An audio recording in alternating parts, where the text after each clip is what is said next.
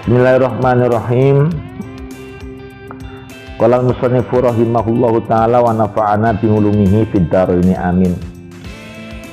Tentang pembahasan ilmu tasawuf di halaman 404 kitab Tanwirul Qulub. Wa alam lan ngerti sapa sira yen anat tasawufa temen satu ning ilmu tasawuf. Wa yuqalu lahu ilmu batin. Lan den ucapaken lahu kadang ilmu tasawuf apa ilmu batin. Ilmu batin, ilmu tentang kolbu. Ketahuilah bahwa ilmu tasawuf iku min ajalil ngulumi, saking agung-agunge ngilmu apane kodron. Pangkate bahwa ilmu tasawuf adalah ilmu yang merupakan paling besar nilainya. Wa a'dhamuha mahalan wa fakhron. Lan gede-gedene mengkono-mengkono ilmu apane mahalan panggonane wa fakhrun lan keagungannya. Juga merupakan ilmu yang agung posisinya dan agung kebanggaannya. Wa asnaha samsan wa badron. Lan ilmu yang paling tinggi pancarannya apane samsan wa badron, melebihi daripada matahari dan rembulan. Waqad faddalallahu ahlahu ngalal kafati min ibadihi ba'da rusulihi wa anbiya'ihi. Lan teman-teman ngutamakan sapa Allah Gusti Taala ahlahu ing ahline ngilmu tasawuf ngalal kafati ngalahaken ing atase wong alam kabeh min ibadihi saking pira-pira kawulane Allah ba'da rusulihi sa'use pira-pira utusane Allah wa anbiya'ihi lan pira-pira nabine Allah. Shalawatullahi wa salamuhu alaihim. Salawat dan salam untuk mereka. Karena ilmu tasawuf ini adalah ilmu yang mengantarkan seseorang untuk menjadi posisi qalbin salim. Hati yang selamat.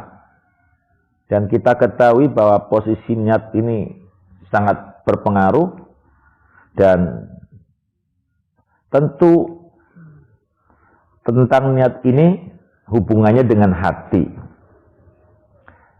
Yang kedua kalinya bahwa seluruh kendali di dalam tubuh kita ini remote-nya adalah hati. Maka baginda Nabi menyampaikan ala inna fil jasad tamudghah idza soluhat soluhal jasad wa idza fasadat jasad ala wa ya qalb. Jadi hati ini sebagai sumber yang kemudian seluruh anggota tubuhnya ini adalah sebagai pancarannya. Kalau hatinya baik maka ucapannya pun baik, penglihatannya pun baik, pemikirannya pun baik, perilakunya pun baik. Lantas kalau ilmu toreko ini menduduki nilai yang besar, posisinya agung, lebih bercahaya. Ya tentu kalau kita Nabi tidak akan pernah melebihi daripada keutamaan Nabi. Karena tasawufnya manusia adalah ya para Nabi, ya para Rasul itu. Wajang alalan dadakan sapa Allah kulubahum ing pira-pira atine wong kang padha tasawuf den dadakan ma'danal asrori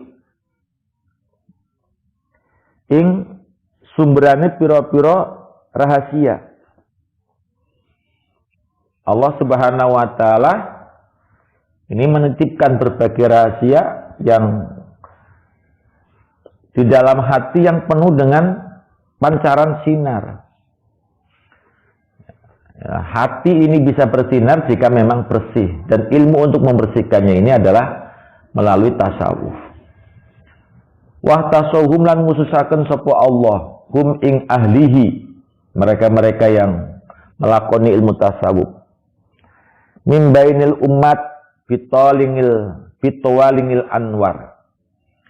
saking antarane pira-pira umat kelawan fitowalingil anwari kelawan mencorongnya pira-pira cahaya. Mungkin di hadapan manusia dianggap remeh, dianggap kurang berharga karena tidak punya rumah, karena tidak punya kedudukan di jabatan, di berbagai kegiatan.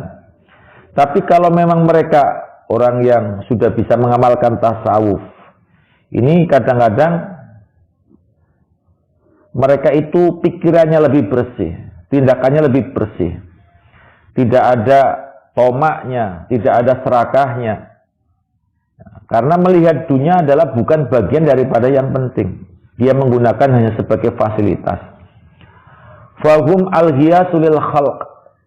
Fahum mongko utawi ahli tasawuf iku al-ghiyasu adalah dewa penolong. Lil khalqi maring pira-pira makhluk. Mereka adalah media-media Allah. Banyak ya, sebetulnya sesuatu perbuatan dari makhluk yang membuat Allah ingin sesegera mungkin menurunkan azabnya. Tapi seketika melihat orang-orang yang dicintainya, maka Allah mengurungkan niatnya. Sehingga mereka itu terselamatkan daripada siksa Allah. Baginda Nabi Muhammad Sallallahu Alaihi Wasallam menyampaikan sebuah hadis qudsi di dalam kitab Al-Munawi Faidul Qadir. Innallaha ta'ala yaqulu innila ahamu bi ahlil ardi ngazaban. Sesungguhnya Allah niku sampun gemletek kepengin nurunaken azaban, sebuah azab kepada ahli bumi, baik paceklik, ekonomi pailit, kelaparan, fitnah yang menjadikan pembunuhan. Fa idza nadortu ila ummari buyuti. Tapi Allah melihat ada hamba-hambanya yang mau menghidupkan masjid. Mereka berzikir, mereka membaca, mereka sholat, dan banyak ibadah yang dilakukan. Dan ini dilakukan oleh orang-orang yang ahli tasawuf, yang bersih.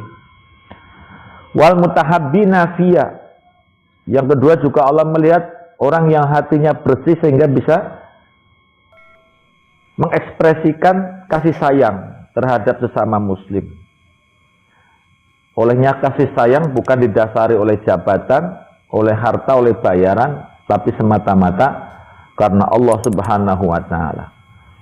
Wal mustaghfirina bil ashar. Mereka juga bukan orang yang sombong, merasa dirinya hina, maka terus-menerus memohon ampunan kepada Allah Subhanahu wa taala.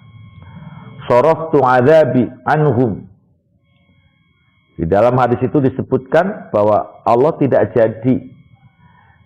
jadi menimpakan azab kepada orang karena ternyata di lingkungan orang-orang itu adalah ada ahlullah, ada orang-orang yang hatinya bersih, orang-orang yang berzikir kepada Allah.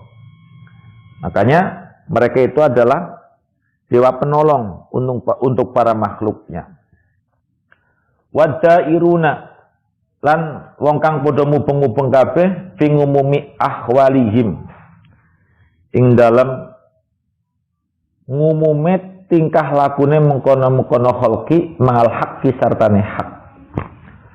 Mereka juga merupakan poros bagi keumuman kondisi ruhani para makhluk-makhluk atau akhwalnya para makhluk, karena kehadirannya menyertai kebenaran atau bersama kebenaran.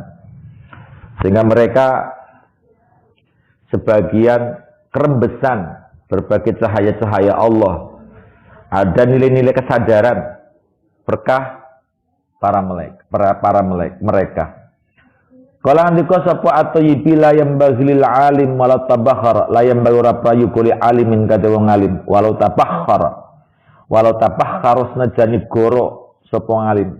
Tidak seyogyanya orang yang cerdas, yang alim, yang pinter fil ilmi ing dalam ilmu. hatta soro wahidan sehingga dadi sapa alim dadi kuwahidan wong kang ijeni ahla zamanihi oneku wahida ahli zamanihi wong kang ijeni ahli zamane mengkono-mengkono alim sehingga dia tidak ada yang nandingi di dalam keilmuan.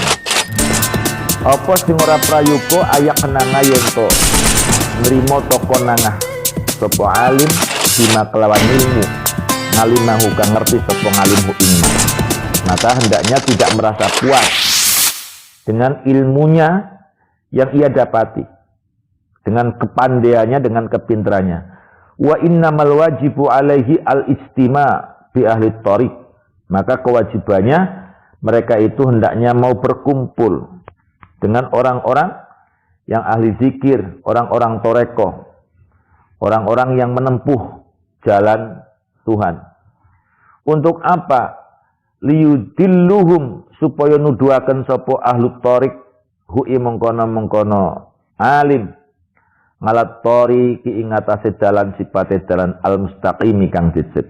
Kealiman kalau hatinya kotor ini membuat morat-marit di dalam kehidupan pribadinya, keluarganya dan masyarakatnya. Artinya seperti orang pinter nggak bener, maka perlu ditata. Mereka kudu ngembuli wong-wong sing bersiatine. Hatta yakuna enggo ana sapa ngalim ana iku miman saking wong yuhdisuhum kang ngajak cerita hu mengkono-mengkono man sapa al-haqu Allah kang hak. Nang di fisaro irihim ing dalem sire mengkono-mengkono miman yuhdisuhu.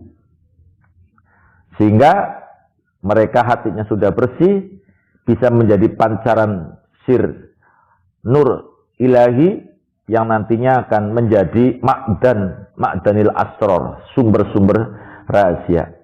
Min siddati sifa ibatinihim, mergo banget beninge batine mengkono man.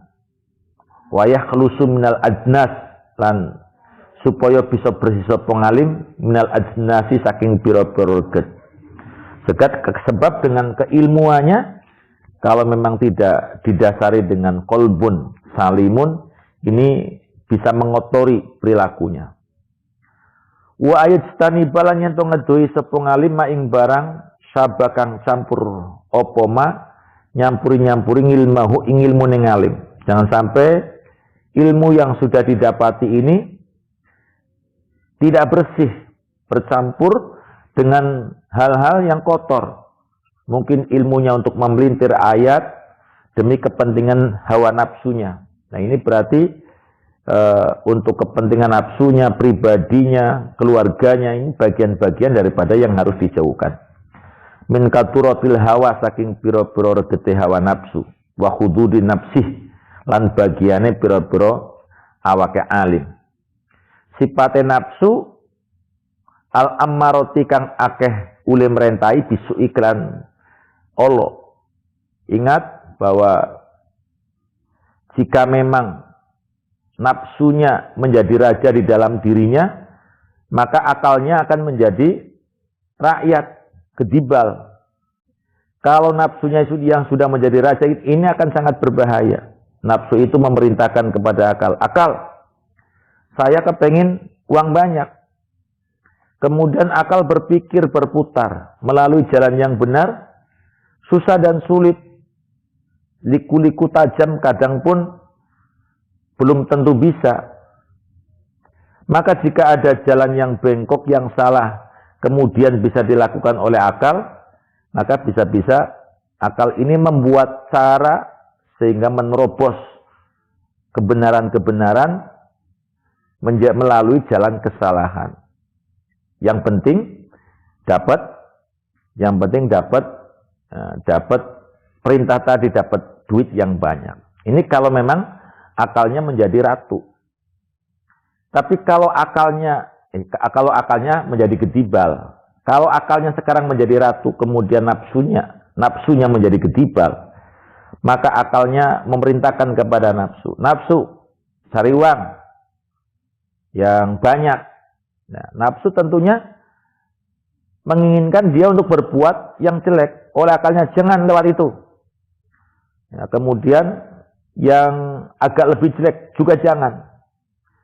Ya, kemudian nafsunya malas, dikejar, jangan malas.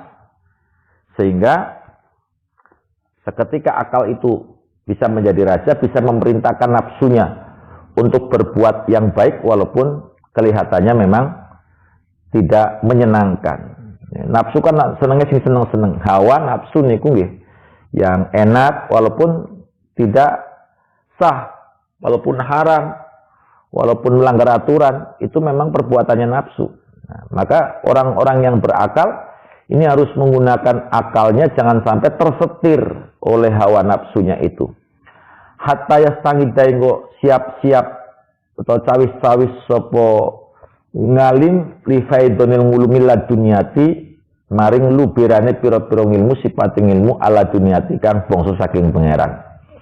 Ngala qalbihi ngatasé atine ngalim sehingga hatinya nanti dibersihkan, kemudian dihiasi dengan sifat-sifat yang mahmudah sehingga perbuatannya itu pasti menguntungkan.